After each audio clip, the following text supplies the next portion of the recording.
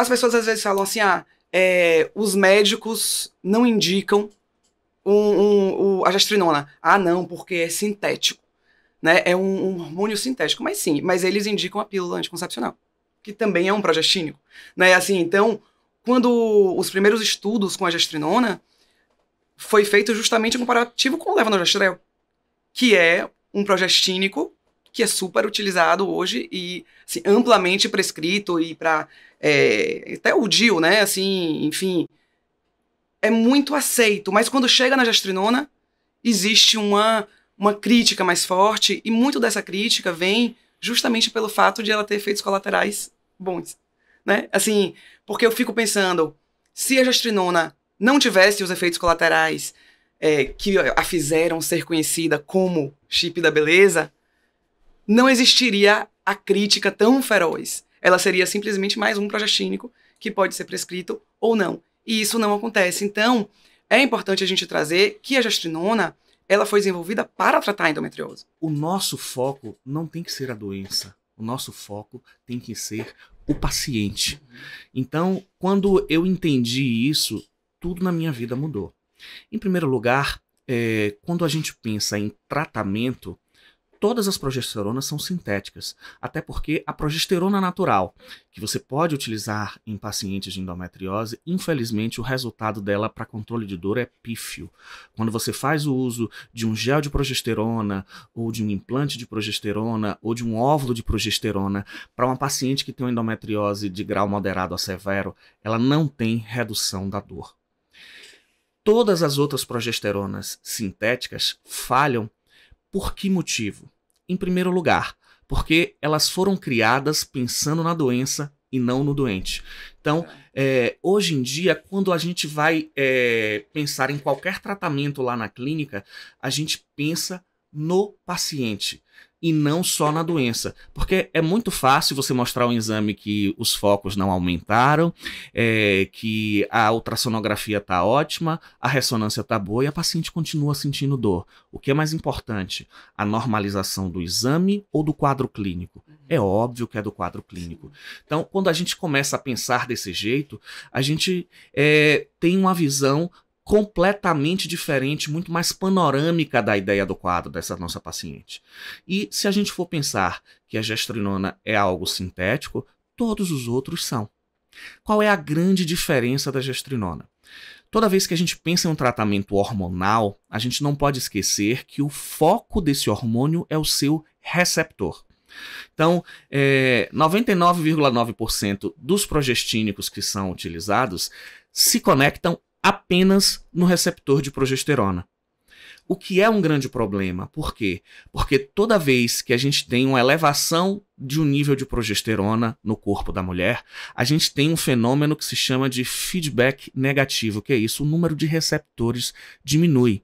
É por isso que todos esses progestínicos, a médio e longo prazo, caem a sua eficácia, porque o número de receptores de progesterona vai reduzindo e a sua eficácia, como está atrelada à conexão no receptor, vai reduzindo também. Então é por isso que tem paciente que começa muito bem com o Dienogest, mas depois de 6 meses volta a sangrar, volta a sentir dor. Por quê? O nível sérico da droga continua o mesmo, o nível no sangue, mas o número de receptor reduz, então a eficácia dessa medicação reduz.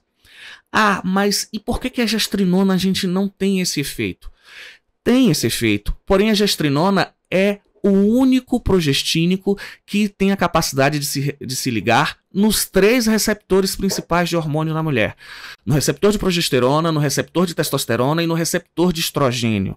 Então, por isso que sua eficácia antiestrogênica é muito grande. Além de ter um antagonismo de progesterona, ela bloqueia o receptor de estrogênio, porque ela também se conecta. Então, ela diminui o número de receptores de estrogênio que você vai ter para o estrogênio daquela mulher usar. Ela se conecta também no receptor de testosterona.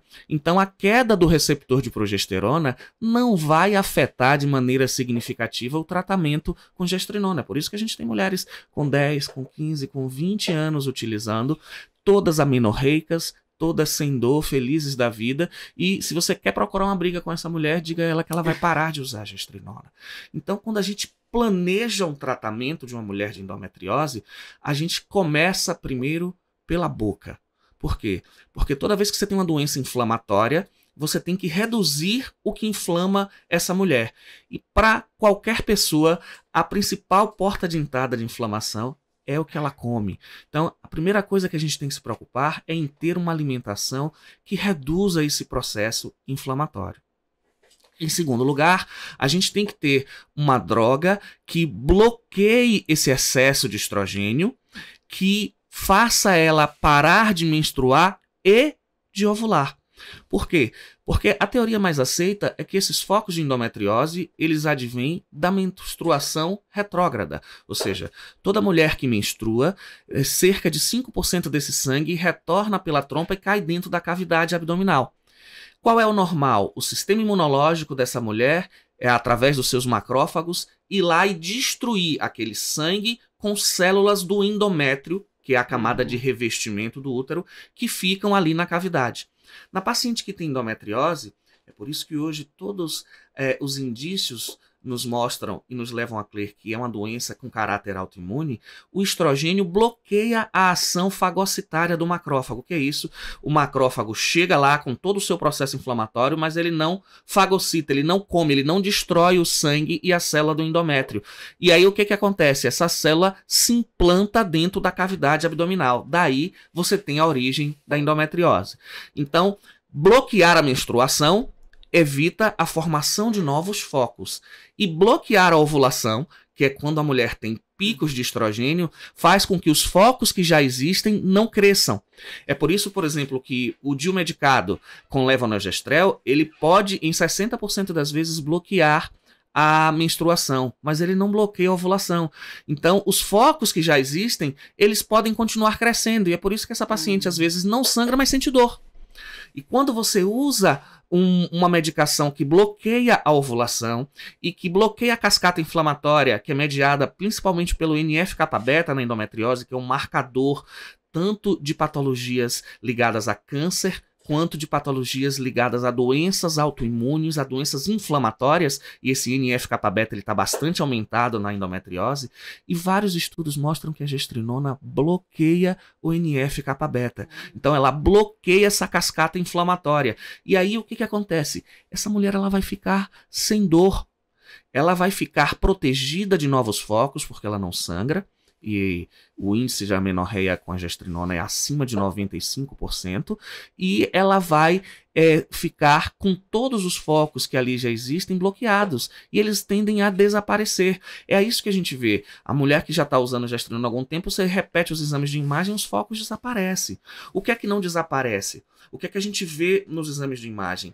Na realidade, a sequela da endometriose, que é uma aderência, que é alguma distorção anatômica de algum órgão, mas os focos, eles vão desaparecer.